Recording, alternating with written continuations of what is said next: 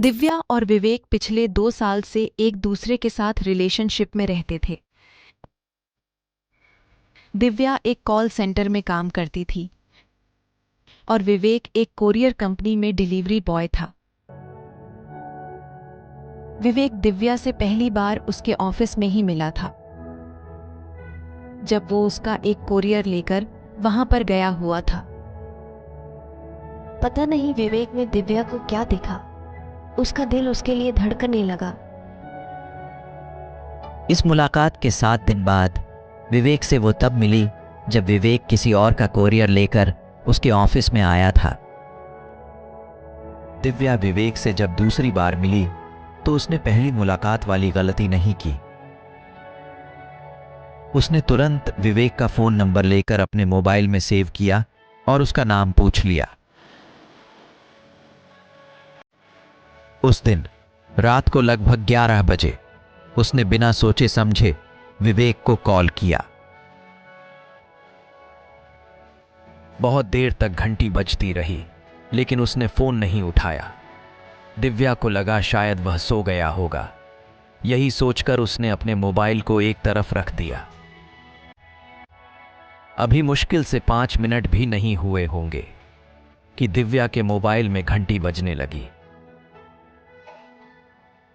दिव्या ने call receive किया। Hello hello hello hello. अरे भाई कुछ तो बोलिए। हेलो। दिव्या ने कुछ भी नहीं बोला, सिर्फ उसकी हेलो हेलो की आवाज सुनती रही। कुछ सेकंड के बाद विवेक ने भी कॉल कट कर दिया। पता नहीं किसका कॉल था, कुछ बोल भी नहीं रहा था। अरे जब बात ही नहीं करनी थी तो लोग कॉल ही क्यों करते हैं। कुछ ही सेकंड में विवेक के नंबर पर दिव्या का कॉल आया। उसने अनमने ढंग से कॉल उठाया। हेलो, बहुत जल्दी फोन काट देते हो। अभी तो मैंने तुम्हारी आवाज सही से सुनी ही नहीं थी। कौन? आप कौन बोल रही हो? गैस करो। माफ करिएगा मैडम, मैं आपको नहीं पहचान पा रहा हूँ। मैं दिव्या बोल रही हूँ। दिव्या? अच्छा लगा तुम्हारे मुंह से मेरा नाम सुनकर। सॉरी, लेकिन मैंने अभी भी आपको नहीं पहचाना। हेलो, बहुत जल्दी फोन काट देते हो। अभी तो मैंने तुम्हारी आवाज सही से सुनी ही नहीं थी।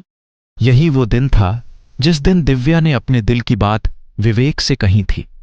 फिर उन दोनों की बातों का ऐसा सिलसिला चला कि शायद वह 1 सेकंड के लिए सांस लेना भूल सकते थे, परंतु एक दूसरे से बातें करना नहीं भूल सकते थे। बातों का सिलसिला मुलाकातों में बदला और मुलाकातों का सिलसिला कस्में वादों में। एक दूसरे के बिना न जीने की कस्में उन्हें शादी के निर्णय तक ले आए। विवेक, अब मैं तुमसे एक पल भी दूर नहीं रह सकता। तुम जल्दी से मेरे मम्मी पापा से मिल लो।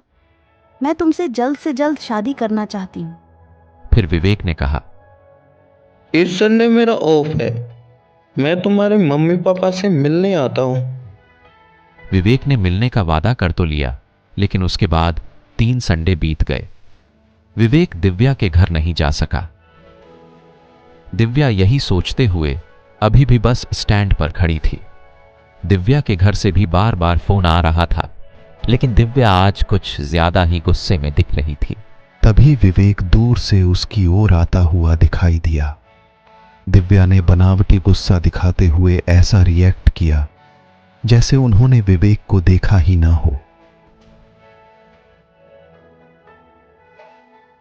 विवेक ने अपनी बाइक रोकी और बैठे बैठे अपने कानों को पकड़कर बोला, सॉरी दिव्या। आप कौन हैं? मैं आपको नहीं जानती, और इस तरह कान पकड़कर मुझसे सॉरी क्यों बोल रहे हो? मैं कौन हूँ ये तो आप बताइए, लेकिन आप मेरी जान है ये मुझे पता है। रहने दो। जान जान को कोई इस तरह रात में अकेले इंतजार करवाता है क्या? सॉरी मेरी जान।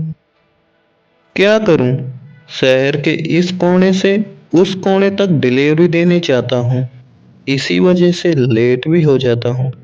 तुम और तुम्हारा काम। मैं तो तंग आ गई हूँ इससे। इसके चक्कर में तुम अब तक मम्मी पापा से नहीं मिल पाए हो। पता नहीं कब तुम्हारी नींद खुलेगी। मुझे तो लगता है तुम शादी को लेकर बिल्कुल भी सीरियस नहीं हो। अगर ऐसा है तो मुझे अभी बोल दो। अभी कर लूँ शादी तुमसे? चलो देखो, आसपास कोई मंदिर खुला है क्या? विवेक, मजाक बंद करो। कहीं ऐसा ना हो कि कोई और मुझसे शादी करके ले जाए। आज मैं कुछ भी नहीं सुनना चाहती। अभी की अभी चलो मेरे साथ। अभी? इतनी रात को? ठीक है, नहीं जाना है ना मेरे साथ? ओके, फिर मुझे भूल जाओ। विवेक समझ गया था कि दिव्या अब नहीं मानेगी। उसने उसे अपनी बाइक पर बैठाया और घर की तरफ चल दिया। कुछ ही देर बाद दिव्या अपने घर पहुंच गई थी। विवेक ने अपनी बाइक को खड़ा किया और घर के अंदर गया। तभी दिव्या की नजर अपनी मम्मी पापा पर गई। वह बहुत परेशान दिख रहे थे। उन्होंने दिव्या से पूछा, अरे दिव्या, कहाँ थी तुम? इतनी देर क्यों कर दी आने में? और कॉल बार बार क्यों कट कर रही थी? सॉरी पापा, वो मैं विवेक के साथ थी ना, इसीलिए नहीं उठा रही थी। आप लोग बोल रहे थे उसे लाने के लिए। आज मैं उसे लेकर आई हूँ।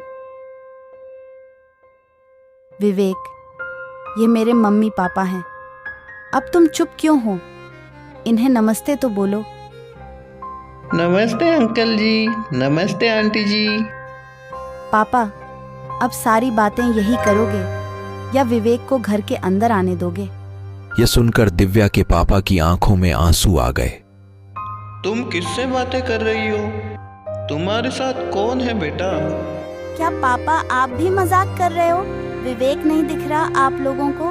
विवेक, विवेक। दिव्या पागलों की तरह विवेक से बातें कर रही थी, जो 2 हफ्ते पहले ही एक भयानक एक्सीडेंट का शिकार हो गया था और इस दुनिया से हमेशा के लिए चला गया था। लेकिन यह विवेक की सच्ची मोहब्बत थी, जो हर दिन दिव्या से उसी तरह से मिलने आता था जैसे वह जीवित रहने पर मिलने आया करता था। दिव्या के घर वालों ने उसे लाख समझाने की कोशिश की कि विवेक अब इस दुनिया में नहीं रहा, लेकिन दिव्या यह बात कभी नहीं समझ पाई। आज 5 साल हो गए विवेक की मौत को, लेकिन दिव्या से वो हर दिन मिलने आता। दिव्या आज भी चाहती है कि वो उसके माता पिता से शादी की बात करें। लेकिन खास यह संभव होता कि दूसरी दुनिया में गए लोग वापस इस दुनिया में आ पाते। काश ये अधूरी मोहब्बत अधूरी ना रहकर पूरी हो जाती।